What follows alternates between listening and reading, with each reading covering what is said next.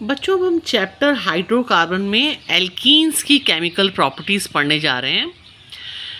Alkene की chemical properties को हम 6 टॉपिक्स के अंतर्गत पढ़ते हैं, जिसमें से 4 प्रॉपर्टीज़ बच्चों ऐसी हैं एल्कीन्स की जो बिल्कुल ऑपोजिट हैं। जो मेथड ऑफ प्रिपरेशन किया था ना आपने एल्कीन्स का, बिल्कुल उसके ऑपोजिट डायरेक्शन में अगर रिएक्शन कराओगे तो वो एल्कीन की रिएक्शन हो जाएगी। जैसा कि मैं बताती हूँ आपको, आपने एक प्रिपरेशन ऑफ मेथड पढ़ा था एल्कीन्स का प्रिपरेशन के लिए कि आप उसको विसिनल डाइहैलाइड में से बना सकते हो एल्कीन्स को। कैसे? अगर आप उसमें से डी हैलोजिनेशन कर दो तो, है ना। वो एक प्रिपरेशन का मेथड था। अब देखो इसकी सेकंड जो इसकी केमिकल प्रॉपर्टी है वो क्या है कि ये एडिशन करती है हैलोजेंस के साथ। तो बिल्कुल ऑपोजिट है उसका कि अब क्या होगा जब एडिशन होगा हैलोजेंस का। उसमें डी हैलोजिनेशन हुआ था विसिनल डाइहैलाइड का, तो एल्कीन्स बनी थी। अब एल्कीन्स में आप हैलोजन ऐड कर दोगे तो विसिनल डाइहैलाइड बन जाएंगे, है ना। तो 4 रिएक्शंस ऐसी हैं जो बिल्कुल ऑपोजिट हैं मेथड ऑफ प्रिपरेशन के। फर्स्ट रिएक्शन देखो आप, एडिशन ऑफ डाइहाइड्रोजन।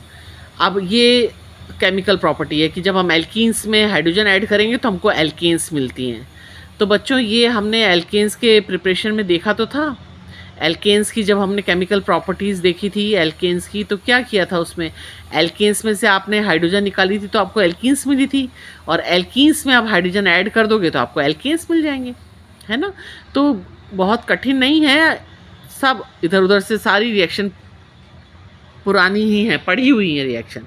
तो फर्स्ट रिएक्शन आपको पता लग गया, एडिशन ऑफ डाइहाइड्रोजन में आपको एल्केन्स मिल गया, एडिशन ऑफ हैलोजन किया तो आपको विसिनल डाइहैलाइड मिल गई। ये रिएक्शन देखो, इथीन है, ब्रोमीन को ऐड कराओगे CCl4 की प्रेजेंस में आपको 1,2 डाइब्रोमो इथेन मिल जाएगा। ये क्या है, एक विसिनल डाइहैलाइड। बिल्कुल ऑपोजिट रिएक्शन है प्रिपरेशन में जो पढ़ी है अभी आपने।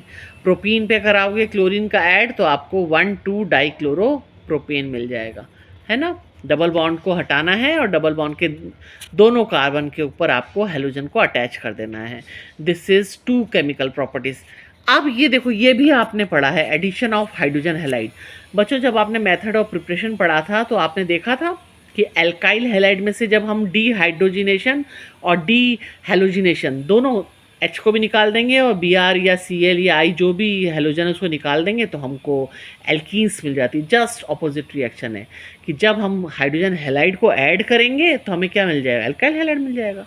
लेकिन इसमें थोड़ा सा डिफरेंस क्या है कि इसमें जो सिमेट्रिकल इथीन है या एल्कीन है सिमेट्रिकल, तब तो कोई चांस नहीं है, दोनों सिमेट्रिकल ही है तो H भी कहीं भी जुड़ सकता है और Cl कहीं भी जुड़ सकता है, एक ही बात है। लेकिन जब वो असिमेट्रिकल एल्कीन है तब देखना पड़ेगा कि H कौन से एटम के पास जाएगा, डबल बॉन्ड के किस कार्बन के एटम के पास जाएगा, और जो हैलोजन है वो किस कार्बन के पास जाएगा। तो थोड़ा सा इसमें 2 तरह से रिएक्शन हो सकती है, मैं आपको पढ़ के बताती हूँ। Hydrogen halides HCl, HBr, HI add up to alkene to form alkyl halide.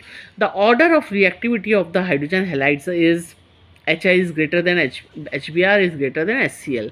Like addition of halogens to alkenes, addition of hydrogen halide is also an example of electrophilic addition reaction. बच्चों ये addition reaction क्यों possible है इसके अंदर, alkene के अंदर? क्योंकि double bond can be converted into single bond, इसलिए नई स्पीशीज़ ऐड हो सकती हैं।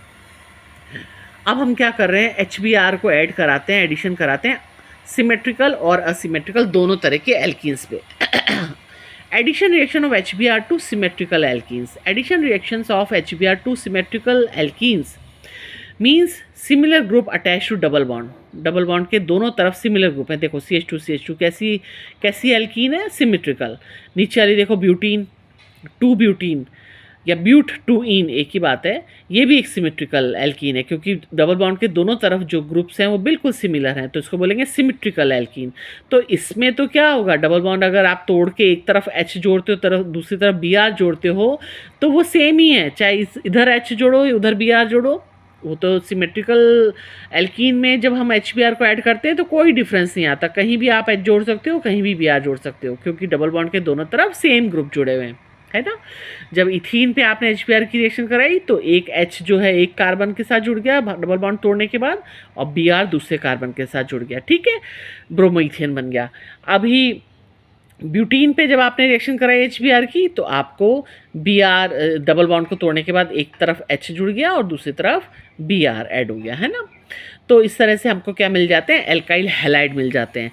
लेकिन क्वेश्चन तब उठता है जब हम एक अनसिमेट्रिकल एल्कीन में HBr का एडिशन करते हैं, तो आप कंफ्यूज हो जाओगे कि मैं H किसके साथ जोड़ूं और Br किसके साथ जोड़ूं, क्योंकि एल्कीन कैसी है, असिमेट्रिकल है। How will HBr add to propene, the two possible products are 1 and 2। Propene देखो एक असिमेट्रिकल एल्कीन है। देखो डबल बॉन्ड के एक तरफ जो कार्बन है उसके पास एक हाइड्रोजन है और दूसरी तरफ जो टर्मिनल कार्बन है उसके पास 2 हाइड्रोजन है। तो क्वेश्चन उठता है कि मैं H को किसके साथ ऐड करूं, कौन से कार्बन के साथ ऐड करूं, और Br को कौन से कार्बन के साथ ऐड करूं। दो पॉसिबिलिटीज़ हैं। अगर Br को आप उस कार्बन से अटैच करते हो जिसके पास पहले से ही हाइड्रोजन कम है, और हाइड्रोजन को उसके साथ ऐड करते हो जिसके पास पहले से ही हाइड्रोजन ज़्यादा है डबल बॉन्ड के अक्रॉस, तो हमको सेकेंडरी एल्काइल हैलाइड मिलेगा 2 ब्रोमोप्रोपेन फर्स्ट केस।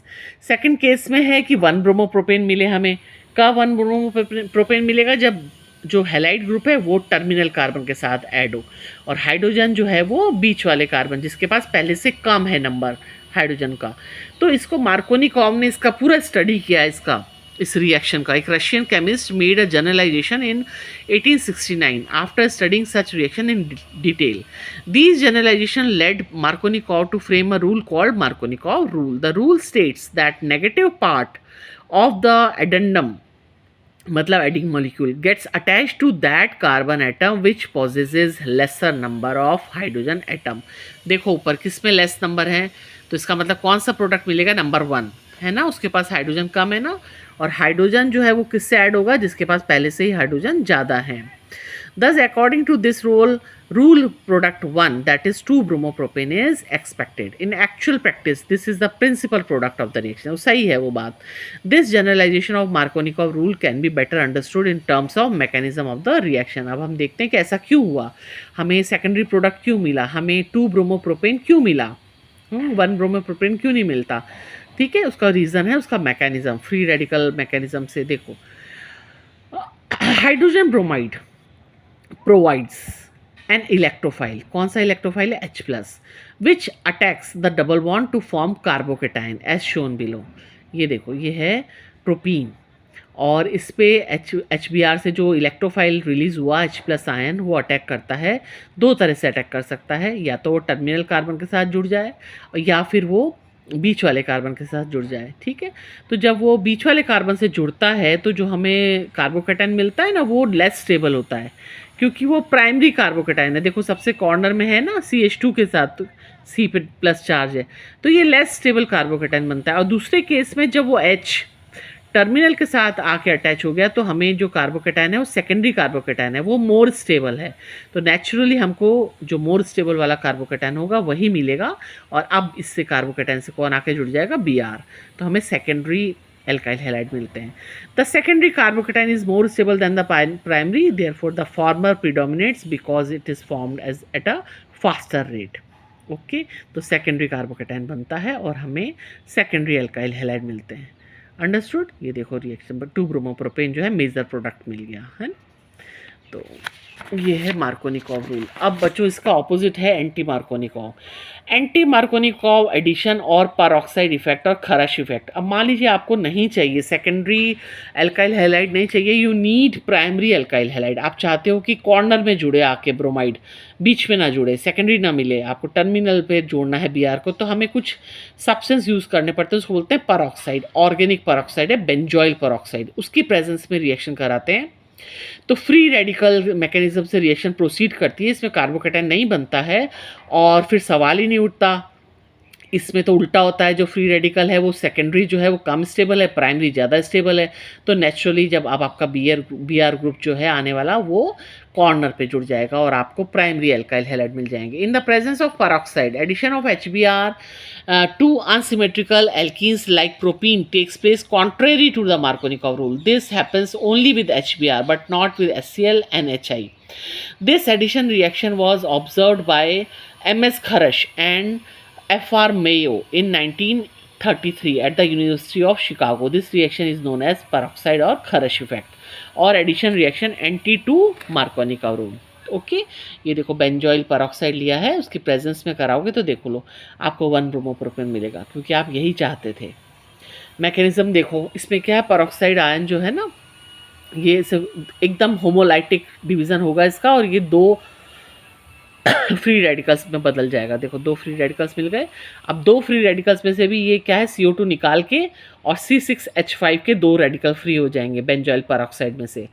अब ये जो है HBr पे अटैक करके उसको होमोलाइसिस क्लीवेज करा देगा HBr की, और आपको Br का फ्री रेडिकल मिल जाएगा। अब ये Br जो है ये अटैकिंग स्पीशीज़ है, तो ये Br जो है ये हमेशा चाहेगा कि वो टर्मिनल कार्बन के साथ जुड़े, डबल बॉन्ड वाले, ताकि जो हमारा फ्री रेडिकल है ना वो टर्मिनल पे ना रह के वो बीच में जाए।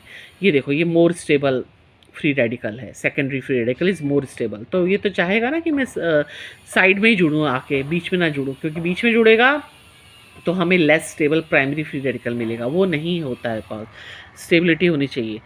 तो ये है प्रोपीन के साथ, देखो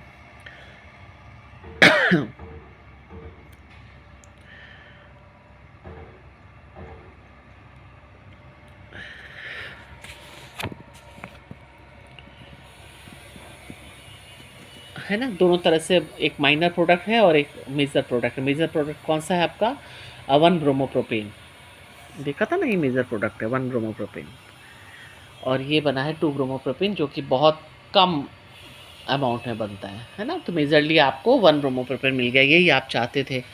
the secondary free radical obtained in the above mechanism is more stable than the primary. This explains the formation of 1 bromopropane as the This explains the formation of 1 bromopropane as a major product. It may be noted that the peroxide effect is not observed in addition of HCl and HI. Reason: this may be due to the fact that HCl bond, being stronger than HBr bond, is not cleaved by the free radical, है ना। तो HCl के case में ये नहीं होगा, वो cleaved ही नहीं होगा, वो ऐसे फ्री रेडिकल नहीं देगा वो कि ले जाने दे वो H को, ले जाए तो अपना इलेक्ट्रॉन और मैं अपना ले लेता हूँ, ऐसा नहीं होता है, वो क्लोराइड आयन के फॉर्म में निकलता है वो। Whereas the HI bond is weaker and iodine free radicals combine to form iodine molecules instead of adding to the double bond. तो आयोडीन अगर फ्री भी होगा HI बॉन्ड में से तो वो आयोडीन मॉलिक्यूल में कन्वर्ट होगा, वो एल्काइल ग्रुप पे अटैक ही नहीं करेगा जाके। तो ये 2 रिएक्शन हुई, किसकी, 3 रिएक्शन आपने पढ़ ली, किसकी, एल्कीन्स की। पहली तो आपने हेलोजन उसके एडिशन ऑफ हाइड्रोजन से आपने एल्केन्स बना लिए, और एडिशन ऑफ हेलोजन से आपने विसिनल डाईहेलाइड बना लिए, और तीसरा आपने एल्काइल हेलाइड्स बनाए, किसके एडिशन से, HBr या हाइड्रोजन हेलाइड के एडिशन से। अब चौथी रिएक्शन है addition of sulphuric acid. Cold concentrated sulfuric acid adds to alkene in accordance with Markovnikov rule to form alkyl hydrogen sulfate by the electrophilic addition reaction. देखो ये alkene है और ये वही सल्फ्यूरिक एसिड है, कोल्ड कॉन्सेंट्रेटेड। तो कैसे addition हो रहा है, अकॉर्डिंग टू मार्कोनिकॉव रूल। मतलब H+ आयन जो है सल्फ्यूरिक एसिड का, वो किससे जुड़ेगा, वो उससे जुड़ेगा जिसके पास पहले से ही ज़्यादा हाइड्रोजन है, टर्मिनल कार्बन वाले हाइड्रोजन के साथ एक और हाइड्रोजन आ गया, देखो। अब बीच में जो है वो नेगेटिव ग्रुप जाके जुड़ेगा, हाँ, HSO3, HSO4 और एक H+ जो है वो टर्मिनल कार्बन के साथ जुड़ गया, तो इसको बोलते हैं प्रोपाइल हाइड्रोजन सल्फेट। तो वही है, आपको बिल्कुल सेम मार्कोनिकॉव के अकॉर्डिंग जैसा जुड़ना चाहिए था वैसा ही जुड़ा है, because of the stability of carbocation, secondary carbocation. अब है एडिशन ऑफ वाटर। बच्चों ये एडिशन ऑफ वाटर भी ध्यान है ना, आपने पढ़ा था, आपने जब मेथड ऑफ प्रिपरेशन देखी थी तो देखा था अल्कोहल में से पानी निकाल दिया था तो एल्कीन बन गई थी। तो जब एल्कीन में वाटर डालोगे तो अल्कोहल बन जाएगा, सिंपल सी बात है। ऑपोजिट चल रही हैं सब रिएक्शंस, ये भी सेम रिएक्शन है। In the presence of a few drops of concentrated sulphuric acid alkenes react with water to form alcohol in accordance to the Markovnikov rule. वही same to same Markovnikov rule काम कर रहा है। H जो है terminal carbon के साथ जुड़ जाएगा और OH जो है वो डबल बॉन्ड के दूसरे कार्बन के साथ जिसके पास हाइड्रोजन का नंबर कम है। देखो मिल गया 2 मिथाइल प्रोपेन टू ऑल।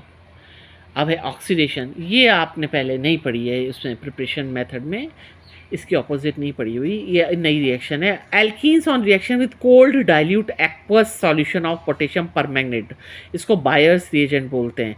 ये प्रोड्यूस करते हैं विसिनल ग्लाइकॉल्स, है ना। क्या लिया है आपने, डाइल्यूट किया MnO4 पानी में, आपने एसिड वगैरह कुछ नहीं डाला, तो दोनों जो वाटर की प्रेजेंस में OH ग्रुप दोनों डबल बॉन्ड के दोनों कार्बन के साथ अटैच हो जाएंगे और आपको ग्लाइकॉल्स मिलता है, 1 इथेन 1,2 डायोल। ये कब रिएक्शन हुई है, जब आपने लिया है एक्वस के MnO4, है ना। फिर ये प्रोपीन के साथ आपको मिल गया प्रोपेन 1,2 डायोल, दोनों के साथ OH ग्रुप जुड़ेगा। ओके, अब दूसरी कंडीशन क्या है ऑक्सीडेशन में, कि हम एसिडिक पोटेशियम परमैंगनेट लेते हैं। एसिडिक का मतलब होता है एसिड की प्रेजेंस में, H2SO4 साथ में होता है इसमें, तो इसकी प्रेजेंस में हमको प्रोडक्ट बदल जाएंगे बच्चों। अब इसमें क्या होगा, एसिडिक पोटेशियम परमैंगनेट और acidic potassium dichromate oxidises alkene to ketone और acids depending upon the nature of the alkene and the experimental conditions. तो देखो, अगर तो आपके पास 2 मिथाइल प्रोपीन है ना, तो तब तो आपको प्रोपेन 2 ओन मिल जाएगी, कीटोन मिलेगी। कैसे मिली कीटोन, क्योंकि आपकी जो कार्बन है जिसके साथ डबल बॉन्ड जुड़ा हुआ है उसके पास 2 मिथाइल ग्रुप हैं, 2 एल्काइल ग्रुप से जुड़ा हुआ है ना, तो आपको मिलेगी कीटोन। और देखो एसिड कब मिला है, एसिड तब मिला है आपको जब, देखो इसको तोड़ो आप, CH3 COOH डबल बॉन्ड को तोड़ो तो 2 आपको मिल जाएंगे इथेनोइक एसिड। देख लो दोनों तरफ CH3 CO, ऑक्सीजन का एक मॉलिक्यूल डाल दो C और H के बीच में दोनों तरफ, तो 2 मॉलिक्यूल आपको इथेनोइक एसिड के मिल गए, 2 मॉलिक्यूल्स ऑफ इथेनोइक एसिड। कब मिले हैं ये, जब हमको हमारी एल्कीन जो है वो इस तरह से डाई सब्स्टिट्यूटेड नहीं है। देखो CH और CH के साथ सिर्फ एक ही एल्काइल ग्रुप जुड़ा हुआ है तो हमको एसिड मिलेगा, और अगर 2 एल्काइल ग्रुप जुड़े हुए हैं एक कार्बन के साथ तो हमको कीटोन भी नहीं। ओके, तो ये है oxidation in the presence of KMnO4, acidic KMnO4। तो हमको एसिड्स और कीटोन्स मिलते हैं। और ओजोनोलाइसिस और एक पॉलीमराइजेशन, बस यही केमिकल रिएक्शंस हैं। ओजोनोलाइसिस भी एक नई रिएक्शन है आपके लिए। Ozonolysis of alkene involves the addition of ozone molecule to alkene to form ozonide and then cleavage of the ozonide by zinc H2O to smaller molecules. This reaction is highly useful in detecting the position of double bond in alkenes or other unsymmetrical compound. कि double bond कहाँ है वो आपको पता लग जाता है। देखो ये प्रोपीन लिया आपने और ओजोन की रिएक्शन कराई, देखो किस तरह से ओजोन ने ओजोनाइड बना दिया। अब इसको ब्रेक कैसे करोगे आप कि आपको इथेनॉल और मिथेनॉल बन जाए, बीच में से ब्रेक कर दें इसको मॉलिक्यूल को, है ना, ऊपर वाला ऑक्सीजन छोड़ के आप इस तरह से ब्रेक कर सकते हैं इसको, ये ऐसे और ऐसे ब्रेक कर दो, 2 मॉलिक्यूल मिल जाएंगे आपको। एक मॉलिक्यूल मिलेगा इथेनॉल का, देखो CH3 CHO इथेनॉल मिल गया, और दूसरा HCHO, है ना, थोड़ा सा रीअरेंज कर दो। आपको लग रहा होगा ये तो CH2O है, CH2 को हमको HCHO बोल सकते हैं ना, तो वो मिथेनॉल। तो आपको इससे पता लग जाता है कि डबल बॉन्ड कहाँ था, यहाँ साइड में है ना डबल बॉन्ड, उसके कारण आपको HCHO मिला है। तो ये है ओजोनोलाइसिस। तो क्या करने में काम आती है ओजोनोलाइसिस की reaction, preparation of aldehydes and ketones. ये देखो कीटोन बन रही है अगली बार। 2 मिथाइल प्रोपीन है जिसमें डबल बॉन्ड से जो कार्बन जुड़ा हुआ है वो उसमें डाई एल्काइल ग्रुप है, देखो CH3 2 है ना। तो इसको आप जब इसको ओजोनाइड को आप रिएक्शन कराओगे Zn और वाटर से, तो किस तरह से क्लीवेज हो जाएगा इसका, इस तरह से, यहाँ से टूटेगा और यहाँ से टूटेगा, या ऐसे। तो हमको 2 मॉलिक्यूल मिल जाएंगे, एक मिलेगा आपको प्रोपेन 2 ओन और दूसरा वही HCHO। तो आपको पता लग जाता है कि जो डबल बॉन्ड है वो कहाँ है, फर्स्ट और सेकंड कार्बन के बीच में। ठीक है, तो इस तरह से कीटोन और एल्डिहाइड बनाने के लिए हम ओजोनोलाइसिस रिएक्शन का उपयोग कर सकते हैं। लास्ट रिएक्शन है पॉलीमराइजेशन। बच्चों ये तो आप जानते हो, डे टू डे लाइफ में आप पॉलीथीन यूज़ करते हो। वो क्या है, इथीन की number of many numbers of ethene molecules are joined together to form polythene. You are familiar with polythene bags and polythene sheets. Polythene is obtained by the combination of large number of ethene molecules at high temperature, high pressure, and in the presence of catalyst. The large molecule thus obtained are called polymers. This reaction is known as polymerization. The simple compounds from which the polymers are formed are called monomers. एक unit को monomer बोलते हैं. Other alkenes also undergo polymerization. ये देखो, ये ethene का polymerisation हो रहा है, एन नंबर ऑफ मॉलिक्यूल जुड़ रहे हैं और आपस में पॉलीथीन बना रहे हैं. इस तरह की लॉन्ग चेन बनती जाएगी, है ना. एडिशन पॉलीमराइजेशन बोलते हैं इसको. और ये है हमारा प्रोपीन की जब ऐड कराओगे तो polypropene, another kind of plastic. इस तरह से डिफरेंट डिफरेंट टाइप के प्लास्टिक मिलते हैं आपको. Polymers are use for the manufacture of plastic bags, squeeze bottles, refrigerator dishes, toys, pipes, radio, TV के cabinets. Polypropylene is used for the manufacture of milk crates, plastic buckets, and other molded articles. Though these materials have now become common, excessive use of polythene and polypropylene is a matter of great concern for all of us. क्यों बच्चों? क्योंकि biodegradable नहीं है इसलिए. This was all about the chemical properties of alkene.